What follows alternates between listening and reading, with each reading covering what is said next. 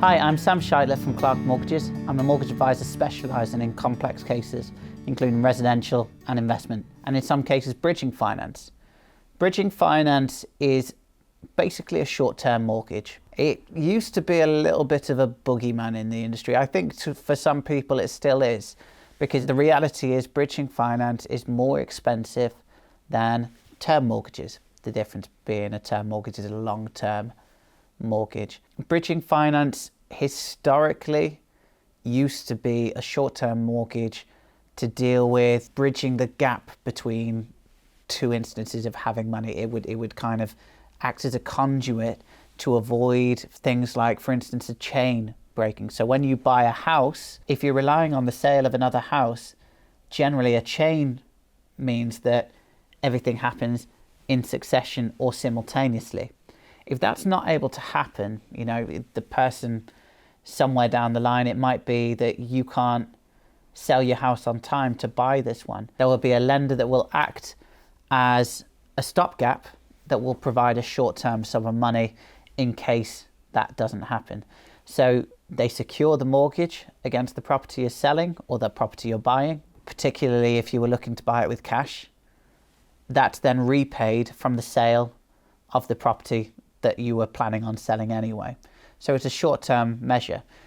Short-term doesn't necessarily mean that you're paying less though, because regardless of the size of the mortgage, you are paying someone to act as the solicitor for the mortgage. You're paying someone to survey the property. You're paying for various other things in between. A broker, for instance, the lender has arrangement fees to act for their costs, and the interest rate ultimately, as I always say, the price for flexibility is increased interest rate. That's how it works. More flexibility, higher price. So chain breaks, one reason. Otherwise, it can be auction purchases. For instance, if you're buying at auction, generally a conventional mortgage isn't going to be able to move quickly enough to deal with that.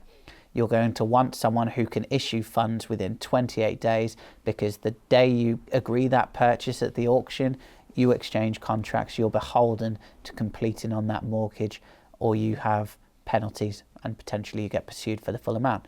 So an auction can be assisted, if you don't have the full cash to purchase it, with bridging finance. That's historically and conventionally what it was used for. I think nowadays people are relying on it a lot more. It used to be, as I say, bridging a gap. It used to be just for the speed. Nowadays people are using it as a cross-purpose for development finance. Development finance, for instance, is similar to bridging, but it's pre-arranged and it's issued at stages. Bridging finance can be similar in that it doesn't generally matter too much how complete or incomplete the property is. The structure has value, and that is what they lend against. Not all of them. Again, similar, just like mortgage lender, bridging lenders have different criteria. Some of them still require a property to be finished and don't like refurbishment. Others do. Refurbishment bridging is up and coming.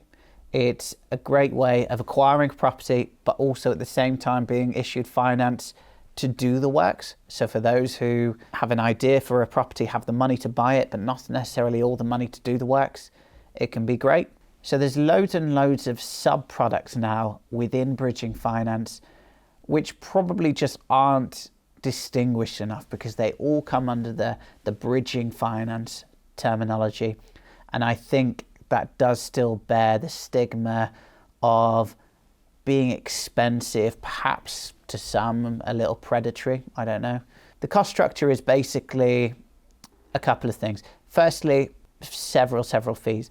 What people don't understand is how many fees are involved in a mortgage when the mortgage lender isn't paying them. When the mortgage lender pays for a valuation, the mortgage lender issues a free lender arrangement fee, pays for solicitors. Everything else in between has minor requirements of legal work, really, because a lot of it is kind of dealt with by a standard handbook. As a result, people perhaps will be under the illusion that it's cheap to set up a mortgage. That's not the case. It's just that lenders are able to bear those fees because they're taking large interest sums from you with the expectation of you staying with them for long enough that they're going to bear a profit. Otherwise you pay an early repayment charge. Bridging finance is different because there is generally no expectation of a minimum period of time you're going to be with them. You can repay bridging finance within a month. Some lenders will let you take it up to 12 months or 24 months or however long, but you can still repay it in a month, and perhaps they'll charge you a final payment, but they don't really have early repayment charges, generally speaking. So as a result, you end up getting all of the fees loaded front end in a bid to make sure that no matter how much time you take it or don't take it for, they're still going to come away having made a profit worth the time it took for them to assess and underwrite that mortgage. With flexibility comes price. I always say that because it's always true. It's supply and demand. Where there's a need, there's a cost. And so in this case, because the security tends to be less favourable, there might be considerable works required to it. It might be in need of refurbishment, or it might just be the cost of doing things quickly. There are lenders out there that talk about completing in 7 days and all the rest of it. As a result, they charge a higher interest rate. And that tends to, well, I can't speak for when you're watching it. Right now, it can be anywhere from 0.64, for instance, but I've seen them all the way up to 1.5%. The point is, generally, you find that it's a monthly interest charge and usually considerably more expensive than residential mortgages. But it's not to say that there's no place for it. For instance, consider this. You're flipping a property, flipping, i.e. buying and selling it. In the middle, you're doing a refurbishment. You only expect to keep that property for 6 months before you find a buyer, for argument's sake. It's in disrepair when you buy it, not conventionally mortgageable. What's the point in looking for a term mortgage? A buy-to-let mortgage wouldn't be appropriate because, one, you're not really looking to tenant it. Secondly, the expectation of a buy-to-let mortgage is that a property is readily habitable, or at least as close as. On the other case, as I say, bridging finance, certainly the refurbishment bridging finance, has a very limited requirement of what condition it needs to be. It needs to be worth what it's worth, and it needs to be saleable within a reasonable amount of time. That's pretty much the be-all and end-all of expectation, I find, with typical residential bridging. Commercial can be slightly different owing to the difference in difficulty of selling it. But that's the main thing. So when you consider it, 6 months interest plus the fees but no early repayment charge might just make this a better deal for the person buying it, the person flipping the property, particularly when you add on that refurbishment costs might be taken on top of that. There's also another reason people make use of bridging finance, particularly for residential property. When we're talking about chain breaks and people, that's typically involved in your own property. I suppose you'd be more invested in timing and making sure you're able to do things simultaneously. If you are perhaps more elderly and you're downsizing, so you've got a significant structure and you're going to a smaller property, you could cash buy that from the funds. However, when all's said and done, your income might not be enough to support a conventional residential mortgage. You know you're only going to need it for a couple of months. It can be a great way of meeting a means to an end because they don't need to do affordability checks if there is sufficient equity in the property for them to roll up the interest. What that means is that you don't pay monthly interest. Instead, they build it into the total cost of redemption at the end. That can be great for people of lower incomes who can't justify being able to get a conventional mortgage against whatever they're buying because they know that they've got money inbound ready to pay it. It can also be great for those who, are refurbishing property and are going to have loads and loads of costs going into it, and they don't want the added stress of having to cash flow what will probably be a relatively expensive mortgage. So it's a means to an end.